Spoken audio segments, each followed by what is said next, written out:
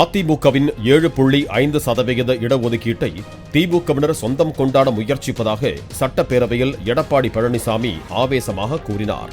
அரசு பள்ளி மாணவர்களுக்கு மருத்துவ படிப்பில் உள்ஒதுக்கீடு வழங்குவது தொடர்பாக அமைச்சர் மா. சுப்பிரமணியன் பேசியதற்கு பதிலளித்த இபிஎஸ், யாரும் எந்த கோரிக்கையும் விடுக்காமல் அரசு பள்ளி மாணவர்களுக்கு அதிமுக அரசு இடஒதுக்கீட்டை வழங்கியதாக கூறினார்.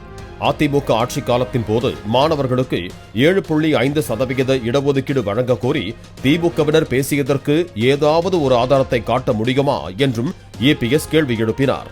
மேலும் தமிழ்நாட்டின் உற்பத்தி துறையின் வளர்ச்சி தொடர்பாக விவாதத்தின் போது மாநிலத்தின் வளர்ச்சி 11.19% என திமுக அரசு கூறும் நிலையில் வேளாண் துறை வளர்ச்சி -1.83% உள்ளதாக இபிஎஸ் கூறினார். அதிமுக ஆட்சியில் உற்பத்தி அதிகமாக இருந்ததால்தான் இரட்டை இலக்க வளர்ச்சி எட்டப்பட்டுள்ளதாகவும், திமுக போல தாங்கள் தினம்தோறும் பத்திரிகைகளில் விளம்பரம் கொடுப்பதில்லை என்றும் இபிஎஸ் குறிப்பிட்டார்.